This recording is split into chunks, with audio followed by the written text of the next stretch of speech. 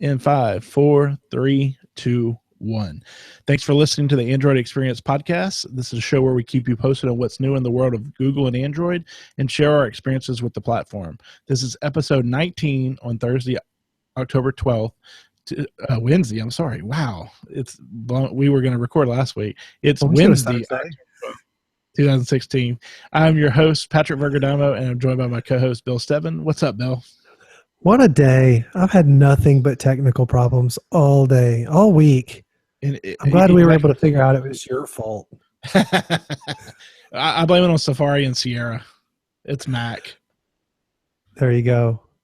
Although I have to say, as much as I don't really like iOS for some things, I usually do like my Mac, but apparently we were having issues. Okay, so let's get into our news.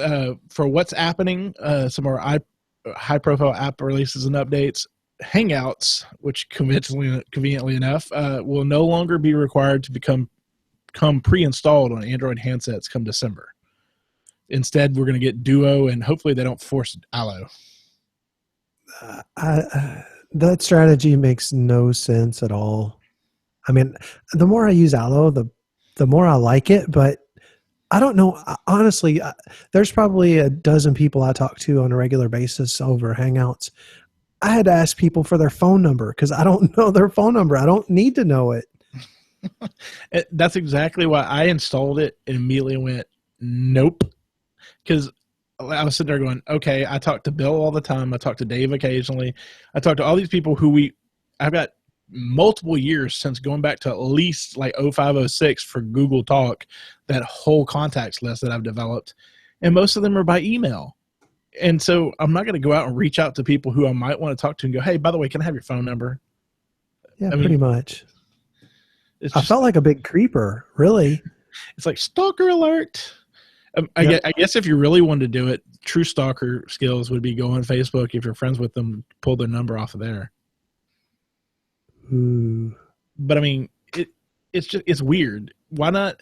I can understand numbers and contacts like that. Why not, if you're going to push this, make a seamless mechanism to convert those people into contacts that Allo would use? Obviously, you want to use phone number contacts if you have it, but if you're going to, especially with the Google Assistant integration, if you're going to use our Google profiles and stuff, why not use that contact list that's already been established? Which I guess goes where our next part is, surprise, Google Allo has launched, and it ditches all of your Google Talk Hangout contacts that you've worked on all this time. Yeah, I don't understand it. If you're going to push something as an alternative to Hangouts, you should at least make it easy to use. And they did none of that with this whole process. Maybe they'll fix it. At that point, maybe I'll consider. But till then, Hangouts is staying on my device. So it may not come pre-installed come December, but it sure will get installed. You want to hear something hilarious? When I started the podcast on the YouTube live stream, it automatically tweeted for me, but it's in a foreign language. Comisie uma transmissão a vivo YouTube. This sounds appropriate for our tech errors of the week. Oh my God. Failure to compute. Yeah. But I mean, the assistant integration is interesting. If it was less of a burden to switch over, I might have considered sticking with it. But if you want me to use a new product when you've developed this common usage of Hangouts, don't make it where it's more difficult to use, because I'm not going to switch. Yeah, it's so bizarre.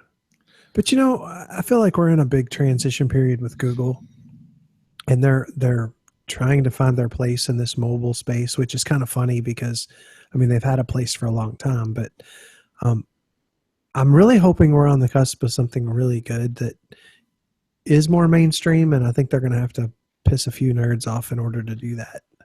Well, I mean, even doing some of those things, you can't they already have regular people were using Hangouts because, I mean, Hangouts, that's what they pushed everybody to use for like the last couple of years. The idea of do video Hangouts. This is so you can do FaceTime with people even if they have iOS.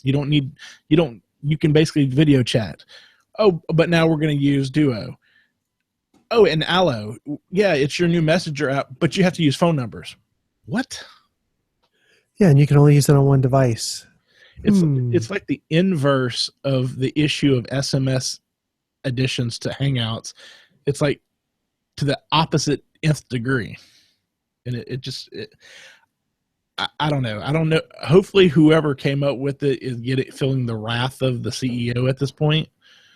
I mean, especially now with the Pixel phones getting the assistant integration, hopefully it'll carry across the apps that you're using anyway. So I'll just keep with Hangouts. I hope. Because, I mean, Hangouts, as much as I have been having trouble with it recently, the app kind of sucks and it's just kind of languished on its own. At least it was easy to get a hold of people.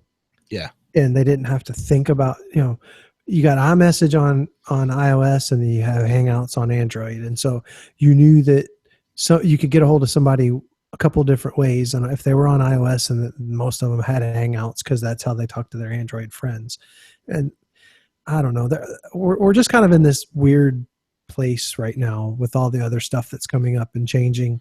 Yeah, it's like they want to change, but they don't really have a focus of how they want to where they want to go and how they're going to get there. Yeah, they're putting a bunch of ships in the ocean, and they're hoping that all of them don't sink. And unfortunately, there are a lot of icebergs. Yeah. Now, the one thing that they have done that's really good is the Google Maps update. I haven't had a chance to use it, but I can see myself using my Google Calendar more for this, is that now Google Calendar, when you put your events in Google Calendar, those will now show up as upcoming places under you for Google Maps. Yep. To kind of give you an advance notice on these things, which I can see with the assistant being a big deal. I've been using this quite a bit because I live by my calendar, and between this and then the speed limit stuff being added to Google Maps, which for some reason mine isn't showing up now, but even though it's turned on, but when I had it, it was awesome. And so I use driving mode a lot in Maps. I don't know if you use driving mode, just because I want to see what the traffic is, and it'll alert me if there's some wreck or whatever, and I'm on the way there, or I can see that the traffic's slowed up. And so that's going to be super helpful to know kind of where I'm going to go, at the future. See, I haven't really made that switch over just because I got really heavily started using Waze. And it was giving me notices like you should have left by now. and so I haven't really wanted to delve into Google Maps because usually when I need it. So I don't want to risk having to learn on the fly or switching over. But I'm definitely willing to give it a shot. And I'm hoping with 7.1 and the Assistant, the more Google Assistant integration, maybe that'll make it even more seamless to use that instead. Yeah, I think it will. But we'll see. Of course, the other thing we had been looking forward to, Android Wear 2.0, is apparently being pushed until 2017. I mean, yeah. I don't understand that one. I mean, they've had a beta version out for developer preview. They're on the second developer preview already, and they must just be either they're going to do some really cool stuff or they're slowing down because I don't know. The only thing I can think of, and this could be, I thought about this last night. Maybe one of the reasons for this is they really want to put integration for Google Assistant, but they want to slow play Google Assistant rollout to non-Pixel devices. And so you push it to 17, it might become a limited thing for people on the new Google device. And then eventually when it rolls out to everybody, hey, here, by the way, here's Wear 2.0, which that's a big feature of it. Yep. That's the only thing I could think of unless they really went out and fired somebody because their coding skills, they weren't doing what they were supposed to this whole time. I'm like, you had all of this stuff you were talking about back in May. You talking about how any time now you could get it, and so we're looking at the fall, and now we're saying at best spring, summer 17. Yeah, I'm not. They dropped the ball on that one, and it could cost them market share, especially considering we're starting to see rumors other Android device makers looking at maybe running Tizen on theirs. Just hopefully they don't blow up. That joke's never going to get old, is it? Not really. So top stories. I guess before we get into the big top story, speaking of exploding, the Note 7 public service announcement, it still explodes. Get rid of it. Just get rid of it. Samsung has officially killed it. So I guess a moment of silence for the Note 7. Pour one out for your homie. And it's kind of a shame because everybody keeps saying that it's like that had it. Oh, that was the best phone I've ever had. I mean, I get to play with one a little bit in the store. It looks really nice. Of course, I've said forever, and even Clay Russell agrees with this, a Note running pure Android would be my ideal phone. Give me the S Pen functionalities with that kind of design, running pure Android, updated straight by Google. That's my perfect phone. It's very peculiar. I understand why they killed it, but it's very peculiar that just like, I mean, because I was wondering when this was going to happen. I mean, all these millions and millions of phones, they don't have time to properly test them, any of the manufacturers. So it could happen to Apple. It could happen to, well, HTC doesn't have millions of phones going out, but you get the idea. Not unless you count some pixels later. Yeah. And part of this kind of makes me wonder, though, the fact that this suddenly happened and it was like at such a bad time, is this internal or potential external sabotage to some degree? Because, I mean, how hard would it be if you if you knew who they use for parts, say like for their capacitors or things that would affect the battery and overcharging and blowing up, and mislabeling a batch and sending it to them? I don't know. Are you saying this is a terror attack? No, I don't think it's terror. I mean, it could be corporate espionage. Well, I mean, that's always an ISIS edition. We'll send them to ISIS. I've been waiting for a Saturday Night Live skit where a guy comes in and he's got like a bomb vest on, but it's lined with Note 7s instead. You need to send that to like Tina Fey. Tell her, here, look, here's your skit. Here's your skit. Although I told somebody, I said, who would have thought that a Note 7 and a grenade had two things in common? Both have pins and both explode. But I mean, the device was really nice. In a way, you kind of wondered, did they tempt the phone gods by skipping the Note 6? So, but it's one of those, I think the biggest thing, though, from this is Samsung has done a horrible PR job of addressing once this started coming out. It almost looks like with some of these exploding, you almost wonder, did they basically say, maybe it was a bad batch, let's just go with this next batch of batteries and hope they're better? And maybe I don't know. I mean, they're in a tough spot. I mean, this is the mobile division doesn't make or break Samsung, but it's very high profile. And there were even some stories that some of their washing machines were exploding. Yep. What the hell? Well, I don't know that once I saw they weren't exploding, but they were causing issues where they were basically becoming unbalanced and putting holes in walls. Oh, I mean, and let's be fair. Most all of the notes that I've been seeing that have damage are not blowing up. The battery is like smoking. I mean, it's a dangerous situation, but it's not like they're just, like dynamite. Boom. Yeah. Although what's interesting is I didn't put it in our notes because I saw it right before the show. Apparently, FedEx has refused to accept those to send them back. They consider it too much of a risk. They are sending return kits, and they have like a thermal bag to put them in and safety gloves and all this stuff. It's crazy. It seems like their better thing would have been to do is to set up regional centers to collect these, and then at least they won't be shipping long distance. I mean, it's just bizarre. And if all these manufacturers had removable batteries, this wouldn't be near an issue. Yeah, because you just ditch it and go in a different. Of course, the reason I'm wondering about the batch thing, because someone at work had mentioned to me, they're like, I wonder if what they should have done is gone and look to get a different manufacturer for a battery for this next edition, the revision edition. And that's when I immediately clicked. Maybe what they did was they thought that was a bad batch. Let's try a newer one to see if these work and keep our fingers crossed. Yeah. And it blew up in their face, literally. So to speak. But boom. Drop the mic. Just don't drop your Note 7. It might explode. But as we were talking about, though, what's interesting is at the same time they're getting obliterated by this Note 7, this may actually help them with their sales of the S7 Edge, because that's one of the more likely ones people who had a Note are going to switch over to, because there's a reason why they were on Note, because they didn't want iOS.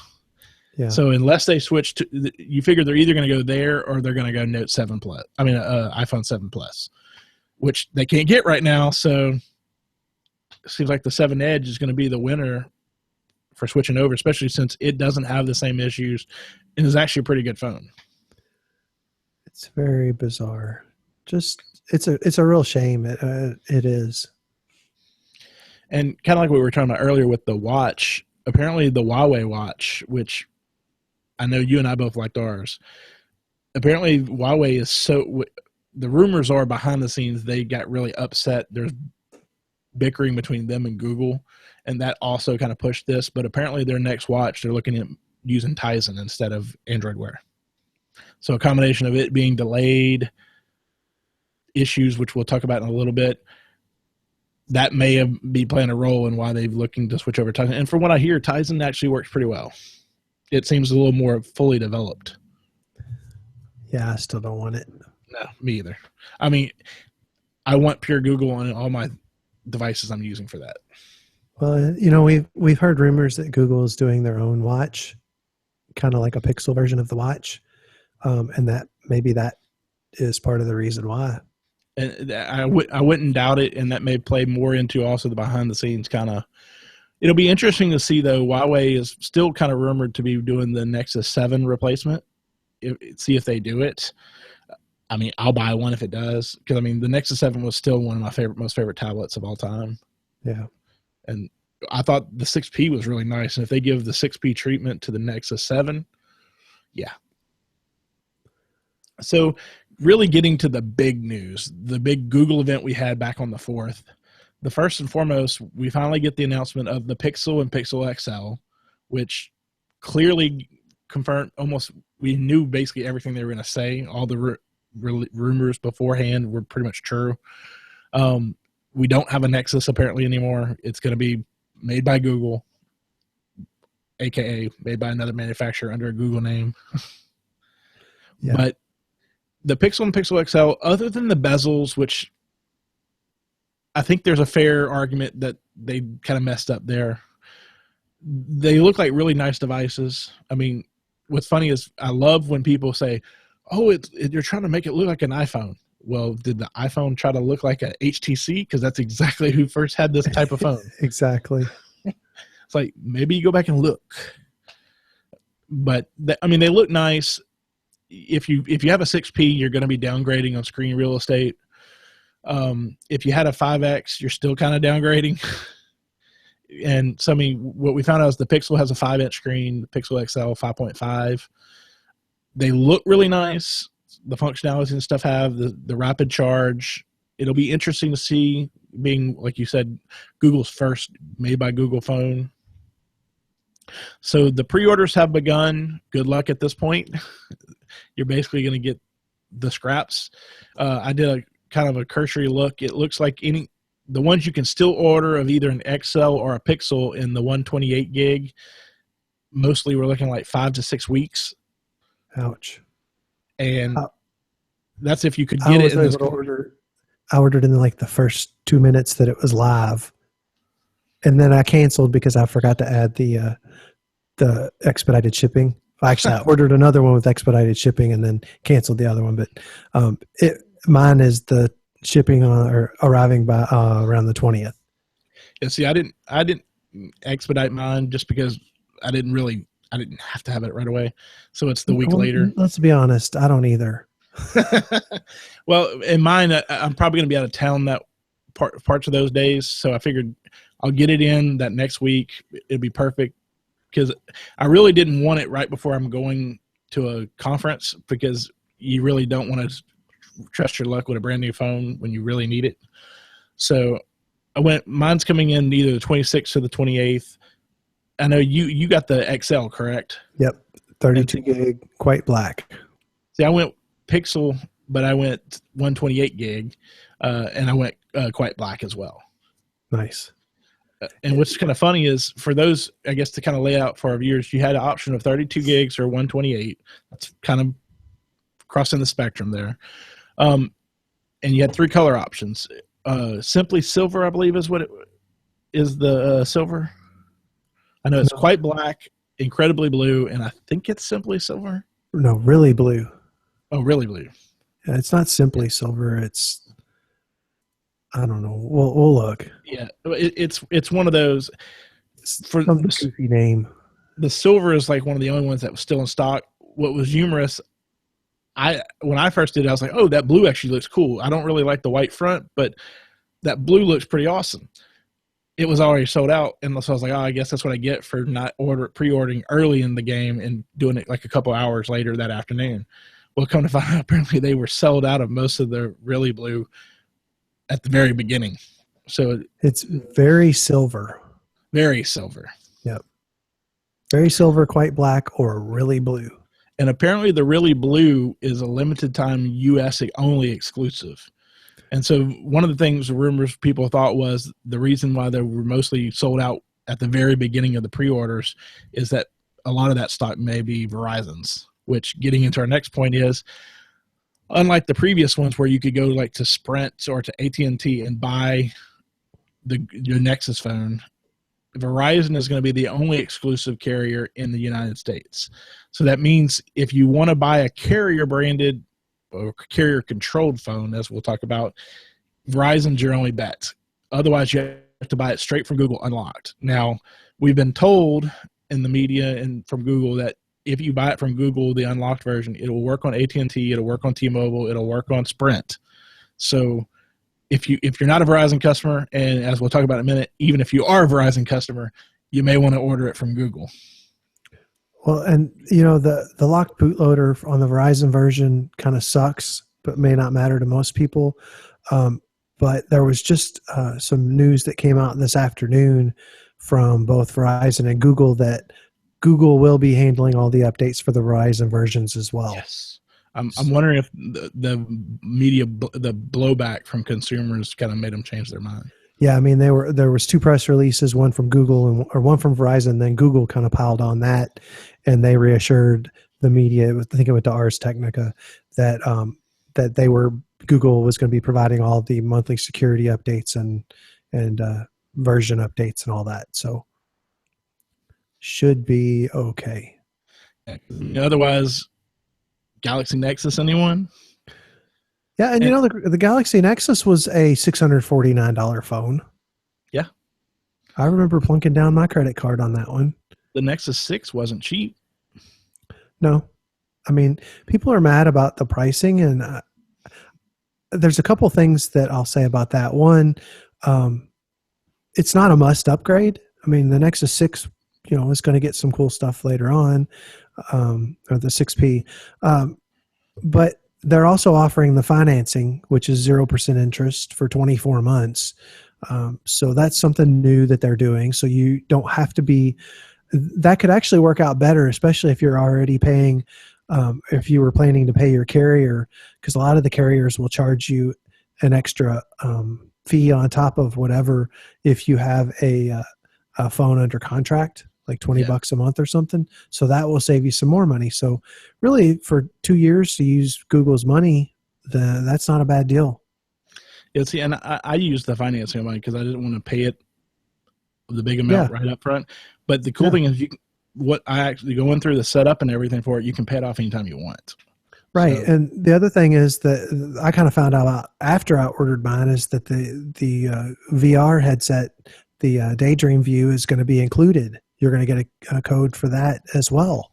Yep. So that's $70 right there. Yeah, basically, and they've said it's going to be, I think, up to 4 weeks after that your thing ships, and I think part of that's to make sure you don't send it back and then use the code to get a free VR. No, But, people wouldn't do that. oh yeah, but so I mean, I don't know that I would have bought the VR myself, but getting it free, I'll definitely use it, and I mean that's going to get them word of mouth and encourage people to buy this device, the Pixel. So I mean, and like I told you before, I ordered the Pixel because when I obviously I didn't get a chance because I was working, so I didn't get to get online to pre-order until after work. And so by that point, if I wanted the next sale, I would have had to. It was shipping, I think, early mid-November by that point. And so I was like, I've got a 6P. It's going to be bigger than either of these devices. I'm going to hold on to it, so I'll get a Pixel because then I can easily just switch back and forth.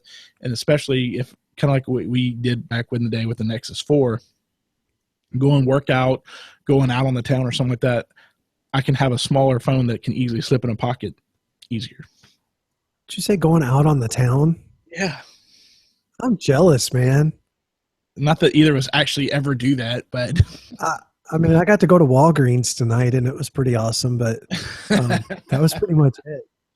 I mean, if nothing else, like when you go to the car shows and stuff, easy to kind of slip in your pocket and not have to worry about a bulky phone, things of that sort. That's true. I mean, the 6P is pretty pocketable for me. I don't wear skinny jeans or anything, but I'm kind of looking forward to having something just slightly smaller. Yeah. I mean, and the nice thing is, because I'm guessing you'll probably keep your 6P as well. Probably not. Or give it to the wife. No, she has one already. And I guess the kids haven't been good enough. Well, Brianna has a 5X. I'd upgrade her. And then, well, she doesn't want it. She likes her 5X. Really? She's got the mint colored one. Yeah. Jeez. And then Miranda has a Moto G 3rd Gen, and she loves that. We ordered it custom, and it's got her Miranda Panda name on the back, and she's good with it. So yeah, nothing else make you a little cash selling it. Yeah, I'm gonna I got a buddy that's kind of been looking for one, and I'll make him a good deal on it. Yeah, I was say worst case, just hit up Valley. He can get you some money for it.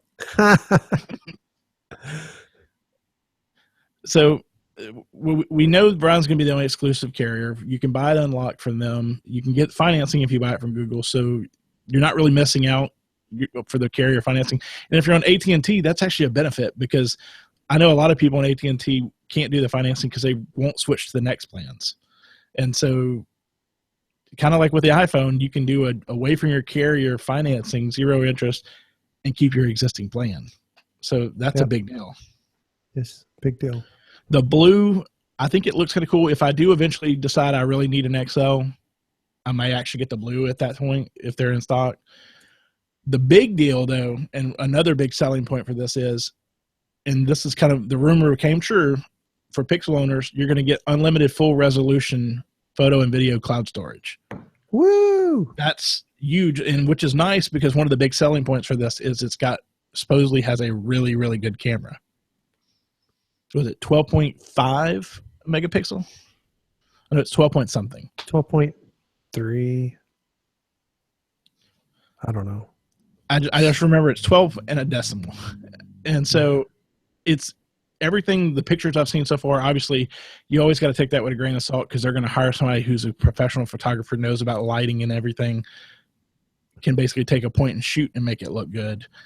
But everything seems to suggest everyone who's played with it and got the hands-on at the event said the camera is really nice. It's one of the better cameras out there, especially for low light.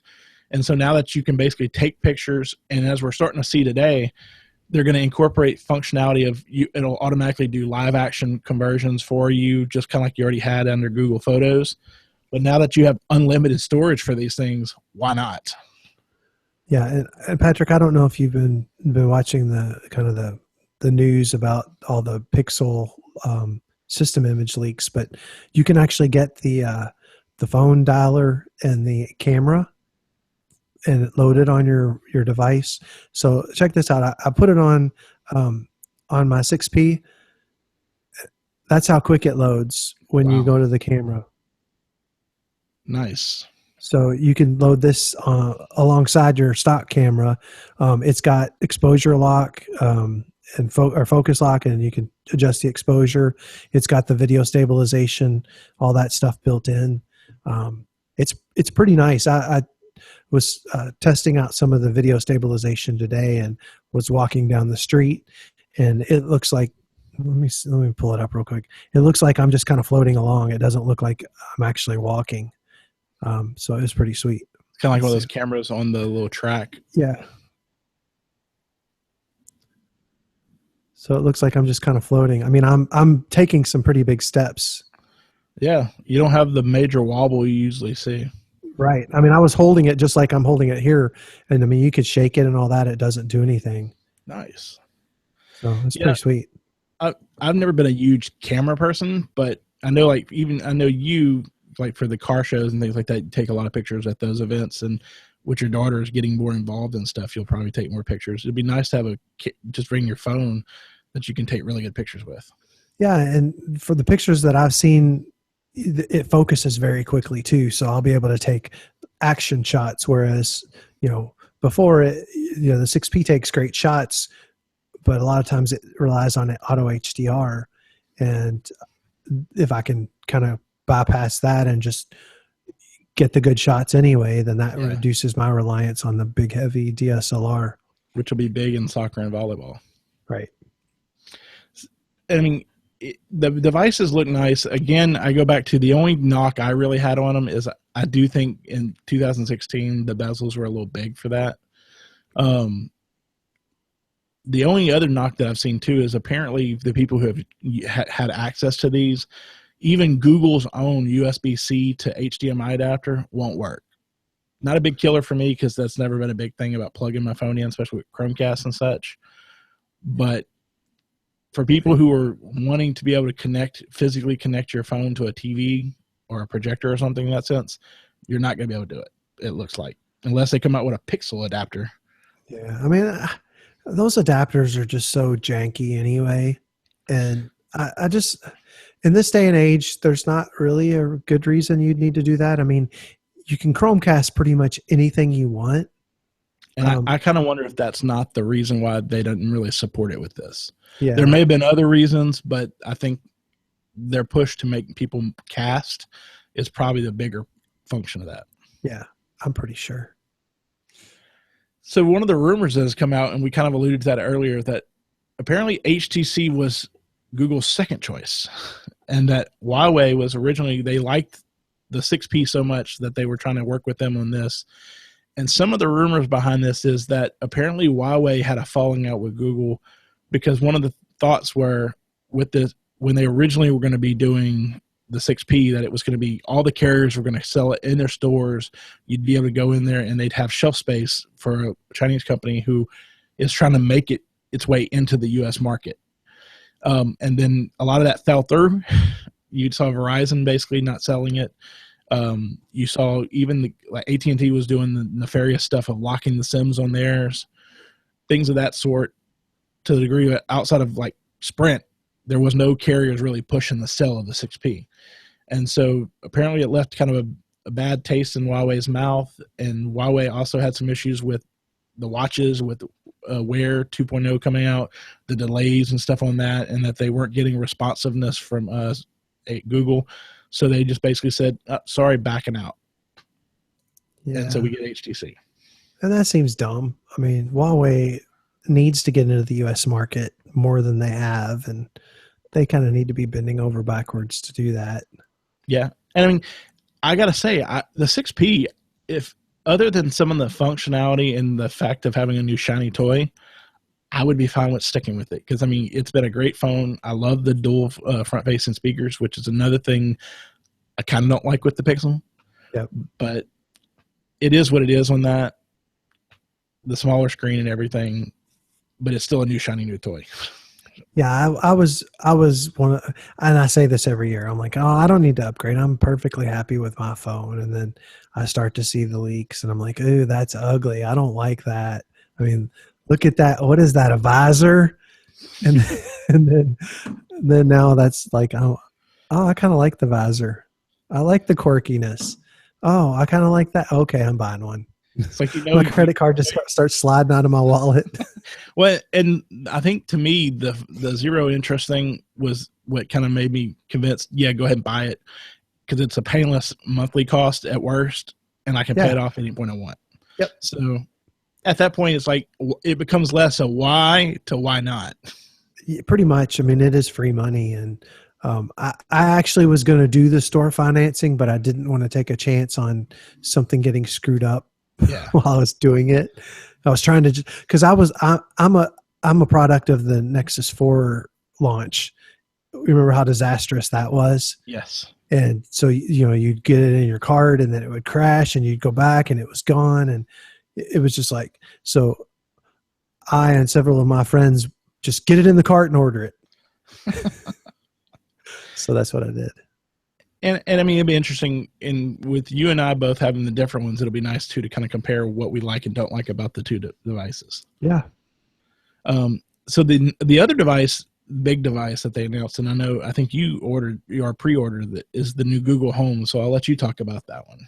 Yeah. So if you've seen Amazon Echo, you kind of know what Google Home is.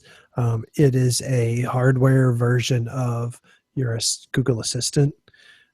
There's going to be a lot of different apps that are supported.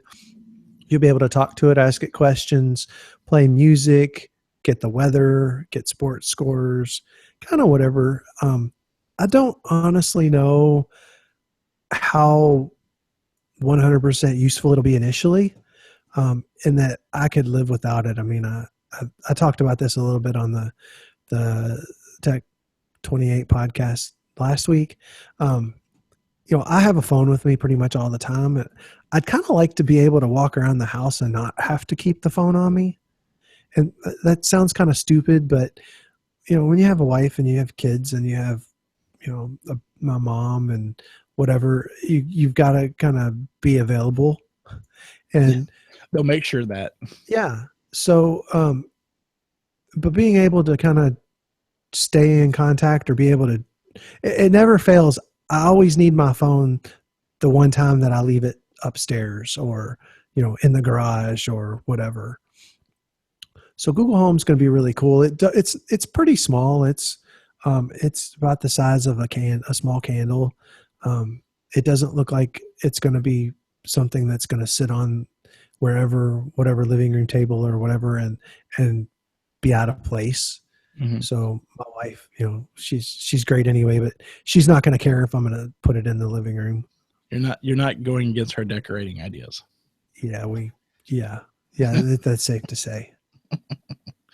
And it seems interesting. And what's interesting about it, and I forgot to kind of talk about it with the Pixel and Pixel L. We kind of mentioned it earlier.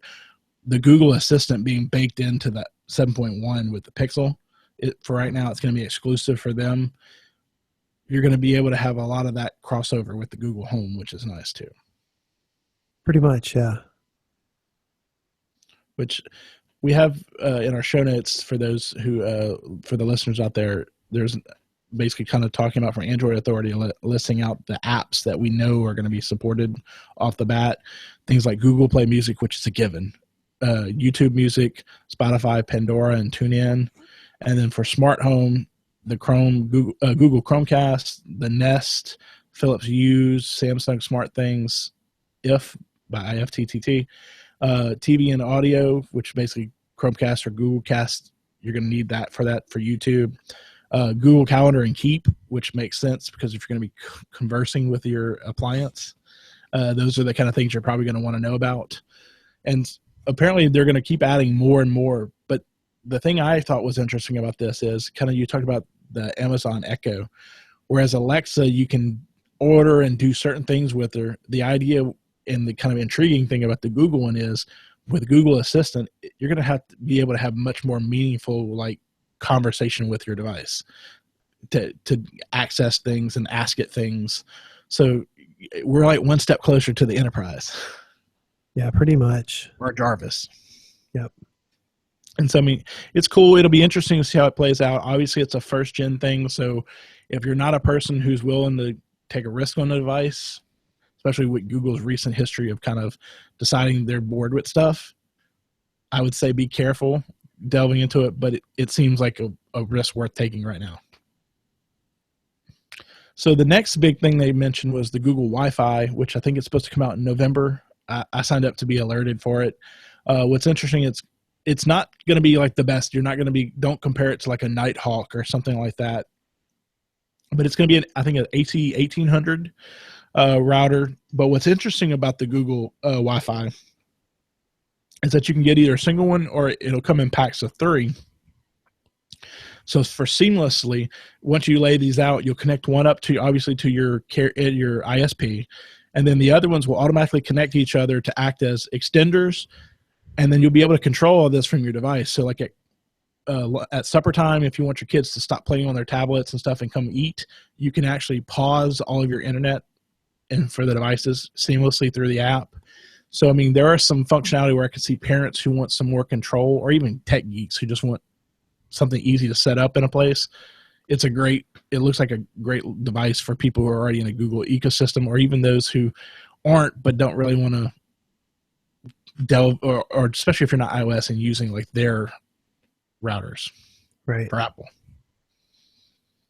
Yeah, I'm super excited about the Google Wi-Fi. It's going to be like crazy good. Yeah, and like I said, it's easy to set up. You can add more to it. So if you have a big space, you can add more, keep adding and customizing and adding onto your system. So it'll be interesting to see how that plays out. We did get the update to the Chromecast, we thought, the Chromecast Ultra. So it supports 4K, Ultra HD. Not sure still what content you're really going to get that's in that, but you now have something that will actually push it out. I mean, for the most part, I think one of the few consumer devices out there that could push 4K was like the Xbox, I think the new Xbox, the One S. So you now have an easy thing to stream your 4K video pictures and videos from your Pixel to your 4K TV. Yep. And one of the things I was happy to see is that it comes with the cord with the optional Ethernet. So that's a big deal, because if you're going to do 4K, you're going to need better than just Wi-Fi. Yeah, pretty much. But you can still go pure wireless if you want. It's just options, which are a good thing. Daydream View, the VR, we talked about that. You're going to get it free if you pre-order the Pixel or Pixel XL, including if you pre-ordered it from Verizon. So, but basically, Verizon's deal was actually kind of nice, because if they run out of them, it's not, oh, sorry, you don't get anything. They were going to start giving people $80 gift cards, which is basically the amount to go buy one yourself. Yep. So, like I said, I don't know that I would go out and buy one, but this is kind of like with Samsung, where they were giving the Gear VRs. You basically are going to get a VR viewer, which looks interesting. I still think my biggest thing would be like YouTube videos and things of that sort. But there's a lot of functionality that can come out of this, especially when it's one that's made to work with your Pixel device if you have a Pixel. Yeah, I'm actually quite excited about this, because I want to be able to use my phone and watch YouTube or Netflix or whatever while I'm laying in bed, and Showbox or whatever. But just to be able to kind of have that big screen experience without having to go downstairs and have all the equipment running and whatnot. So that way I can lay in bed and kind of relax and settle down for the night and not wake anybody up. And that's going to be pretty interesting for me. Or let's be honest, or sit on the couch and ignore the kids. Yeah, that doesn't happen. Because then they start poking you. They don't poke me so much, but my dog comes by and licks my elbow. And that just drives me insane. She'll be like, thank like, you. Don't lick my elbow. But so I guess with all of that in mind, what are your thoughts on the event? Were you happy with what you saw? What do you want to see next? Kind of. Well, yeah, I mean, Android Police pretty much nailed everything. So I knew pretty much what to expect. But yeah, I was really happy. I mean, I pre-ordered, the Pixel XL, and the Google Home, and then I'm signed up to get notified about the Google Wi-Fi, and the Daydream View will be coming soon too. So the only thing I didn't jump on was the Chromecast Ultra, and I don't have any 4K stuff to run it on yet anyway. Me too. So at some point, I will probably upgrade to 4K, but I really want to get a new projector at some point downstairs, and those 4K projectors are, you can buy a car for what that was cost. It's called, can I get zero interest financing on that? Yeah, for about 5 years. 3 to 5 years. I mean, what I guess my question to you though is, given we got kind of what they basically leaked to us, what do you want to see next from Google? I would like to see a newer Pixel tablet. Not that I'm unhappy with my Pixel C. I just want to see something else come out of that space. And then the watch, a Pixel watch. Yeah. I mean, I think the Pixel watch would be nice. I want to see this rumored replacement to the Nexus 7, because I'd still get it in addition to a refresh of a Pixel C, just because I would have a different use case for that. But the Pixel C, the thing I would kind of like to see, I think with Samsung kind of taking a bow a little bit, and it's probably not going to see any, not even Note phones, but the Note tablet was already kind of dead, but probably Note is no longer going to be in their vocabulary. I'd like to see a Pixel C with an active digitizer, even if you have to buy the stylus separate, because right now Apple really runs the roost for a tablet with a digitizer with the Pro, the iPad Pro, because even with the Surface, we haven't got a new Surface. Surface Pro is overkill for what that kind of market is, but a Pixel C with a digitizer with the ability to have a pen to do it would be the perfect Android equivalent to the iPad Pro, and there is a market for that. I would love that. Yes, I mean, if I were to replace my Pixel C, then that would be awesome. Because I mean, that was one of the few things the Pixel C didn't have that I thought would have made it like a perfect device. Give it some spec updates, add that. The screen was already beautiful. You really don't need to update that much more. Maybe increase the pixel density, but upgrade the RAM, give me a digitizer, and I'll buy it right now. Pretty much. Give me those two tablets, and yeah, Pixel Watch I think will be interesting, especially given it'd be curious to see who they get to build it for them, because I think that could determine whether I'd really want it or not, given some of the history of the different manufacturers. Samsung would be awesome, because if you could get basically a Samsung built type device running Android Wear that's pure under a Pixel name, especially like I really like the one, what was it, the Gear S2 I think had the rotating bezel. Mm-hmm. That would be awesome. But other than that, I mean, I think they did a good job with what they leveled out. Pixel looks interesting, and that and the XL. The Google Home, I may eventually pick up with my own. I kind of slow play in that one. The Wi-Fi, I signed up like you are. Chromecast Ultra, for the same reason, don't really have a 4K TV right now. Haven't really needed one because the limited time at home, it's not a big deal for me. But I may have to, just because at some point you have to upgrade to the 4K because everything seems to be moving to it. The Daydream Viewer, same thing like you. It'd be great like at night, or if you're just stuck somewhere, like if you're on a plane or something, it'd be great to be able to kind of zone out and watch a movie or something of that sort. It's also going to be interesting to see some of the stuff they're doing with the Google Maps and the integration, so that you can have like Street View, just so you can visit places almost like you're there. So that'll be interesting. Other than that, pretty great. The last big Google news we got with Project Fi is that they've now introduced family plans, and they're going to be selling discounted 5Xs and 6Ps, because the Google Store, part of the thing with the Pixel is they pulled those out of the Google Store. They're not listed anymore. And so it's a great way to kind of get people to still switch over to Fi, and now with family plans, it becomes even more useful for someone looking as an excuse to get off their carrier. Yep. I'm still not ready to pull that trigger, but if we didn't use so much data, I mean, it is it is a very good plan. But we just use way too much. It would cost me $120 by myself. So Yeah. yeah, I'll just stick with AT&T. No, I mean, in my case, I still have mine unlimited on Verizon. If that goes away, I'd seriously consider it. But like you said, the amount of data, I'm going to go with what works for my use cases. Yep.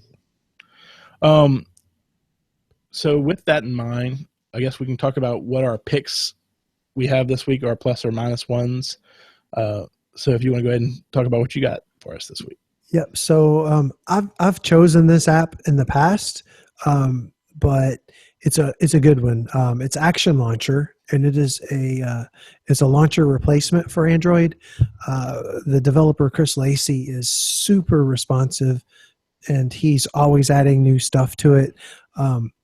He's got a lot of cool features in there, but the reason I decided to pick that this time is that the rumored features that were coming to the Pixel launcher have already been added in by him onto Action Launcher. So there is no more all apps button. If you don't want it to be, you can just swipe up. Nice. He's added support for launcher shortcuts, and the new widgets that were featured on the Pixel launcher are already in Action Launcher. You can add them. So pretty much you get everything that is coming. And plus you get a bunch of other customizations. You can use the round icons if they're available. You can change out icon packs. You can just do all kinds of crazy cool stuff with it. And I think it's like a $5 app. It's well worth going out and buying that. He does updates about every month or so. Nice. And he's got a pretty active beta program, so you can do that as well. So it'd be great for those people like on the 6P who don't want to wait till they're brought into the fold. Yep. So, yeah, that's exactly what I thought I can run the Pixel launcher, but then again, I like just a little bit more customizability, and I mean, you can see my home screen looks pretty much just like the Pixel. Sweet. Yep. So I kind of came up with a negative and a positive pick. My negative, kind of we talked about earlier, Google Allo. I had hopes for it, even though I still think it's confusing switching to 2 apps from 1 app instead of just making the 1 app better. But I think they really dropped the ball on the rollout for this in the way, if you want people to switch over, you need to not make them lose all of their if you really wanted to get people to get off of Hangouts, making them have to suddenly go out and ask phone numbers for all the people that were on their contact list, not the way to do it. Right. So but more on my positive pick for this, it's I think you pronounce it Boom. It's German. Boom. And we're not talking about notes. It's Bluetooth headphones. These are the B76s. I really like these because the cushioning on them are really good. And instead of like the usual plastic you get for the folding ones, it actually has metal for the band and for where the connectors are to the speakers. What's really nice about this, though, is it has active noise cancellation. And unlike some of the ones where they say that, this one, like I had a box fan going on in a room that was like super loud. As soon as I turned the active on, which has a switch just for that, it became a very dull sound. I mean, it literally cut out all of that noise, which is, I've played with the Beats before. I played with some of the Bose and things like that. But for the price point, these are normally, I think, $160. They're on sale, I think, right now on Amazon for like $109. And then these, my mom found a deal where basically it was before Amazon switched their policy, where these places were, if you get them, you can get it. If you do a review, get it for a discount. Oh yeah. So she got them, I think, for $40. Oh, wow. And I'm like, I would pay the $160 now that I've used them because the cushioning is great. They're a little heavier than, say, like Beats because they're not all plastic, but they work really well. Nice. And so if you ever wanted something that's premium type but not premium price, they're definitely a step up.